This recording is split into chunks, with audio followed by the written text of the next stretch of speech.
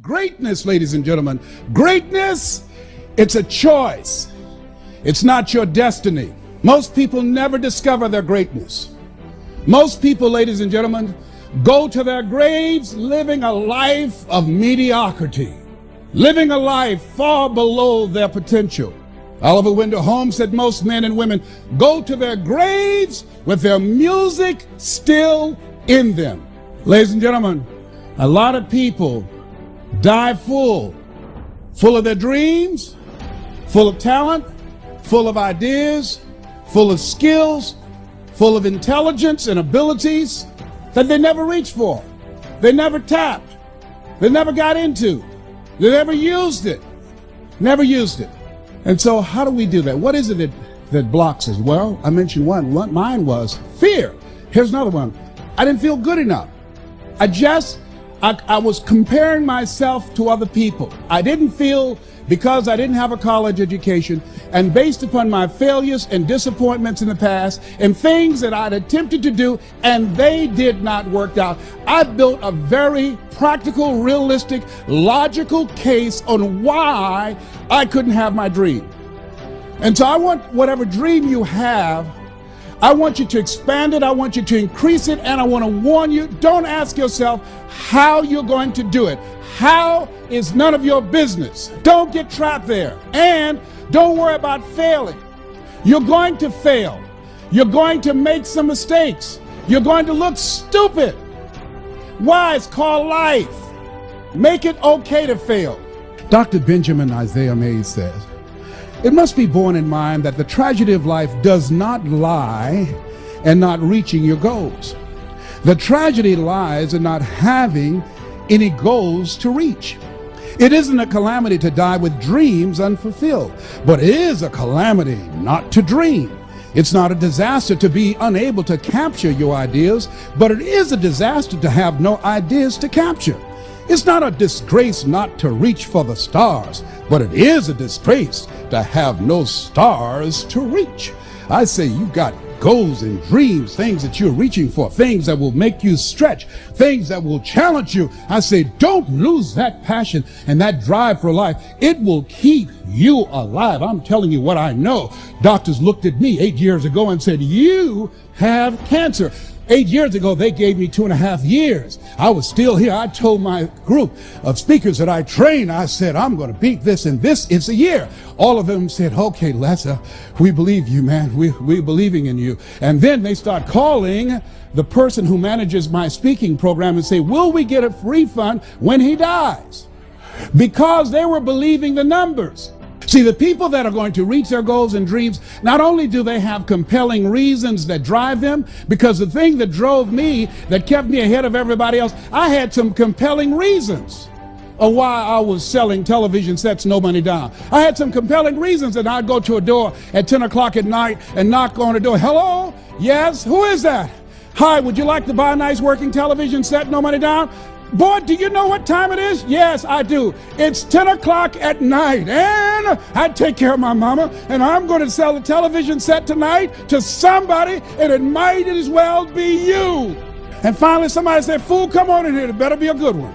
You got to have some reasons. Reasons will drive you. Reasons will give you comeback power. One of my good friends, Willie Jolly, has a saying, a setback is a setup for a comeback.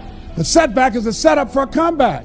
When they said you have cancer, one of the things that was different for me than everybody else, and I just finished doing a presentation called You Are More Powerful Than Cancer, was because of the fact that I listened to so many positive things. I went to so many lectures. I talked to so many people that were cancer conquerors. I asked them, what did you do? And when people said to me, oh, my uncle died of prostate cancer, my father died from prostate cancer, my mind said, well, that has nothing to do with me. I don't want to hear nothing about that. I'm not being insensitive, but don't tell me that. That's not my destiny. I got too much work to do. I got things that I'm supposed to accomplish. And so I had a mindset that, hey, I can beat this. I can get past this. Oh, no, I'm not going out like this. So you got to stand up in yourself. You got to fight. You will have opposition. Things going to happen to you in life. It's called life, and it's not personal. Stuff's going to happen. And if you make it to the 40-yard line, if you can make it to age 40, between 40 and 60 it begins to intensify. All kind of things happen. Between 40 and 60, my mother was diagnosed with breast cancer and finally died. Between 40 and 60, I was diagnosed with prostate cancer. Between 40 and 60, I went through a divorce from someone that I love very much. Between 40 and 60, my best friend died waiting on a liver transplant. Between 40 and 60, had a nationally syndicated talk show, highest rated, fastest canceled talk show in the history of television. Between 40 and 60, oh, life put a whooping on me. My God, how many of y'all had yours already? Tell how many know what I'm talking about. It ain't personal. Don't say, why did this have to happen to me?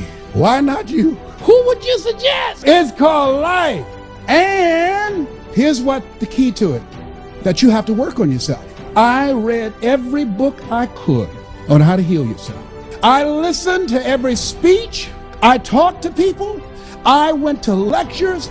I mean, everything dealing with healing, I fed my mind.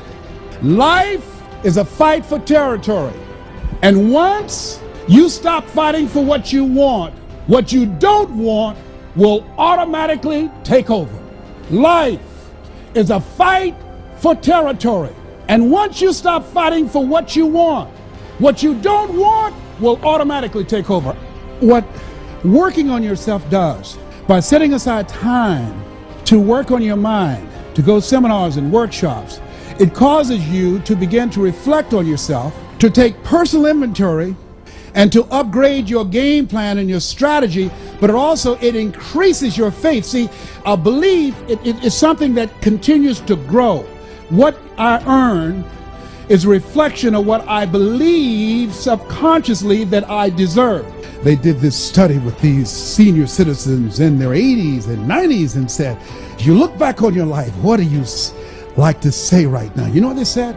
The majority of them said they have regrets of the things they thought about that they didn't do, and now they're going to their graves not knowing if they could have done it. That's why I said, live full, die empty. What if you lose? What if you fail? What if things don't work out? So what? It's not about the goals that you reach. It's about what you become in the process. That's what it's about. I've lost a lot of deals. That's okay. I've made a lot, but I've lost more deals. I get more rejections. You get close to me, there's a callus on my, it looks like a mole. I've made over 100 cold calls in a day to convince people to bring me in. Who are you? My name is Les Brown. Have an experience? No, I don't, but if you will let me work for you, I work real hard. I'll have you as my client that will brag about me. Oh no, you let us know when you do it for somebody, okay? Yes, I will. Calling. Finally somebody said yes. Write this down. You will win if you don't quit.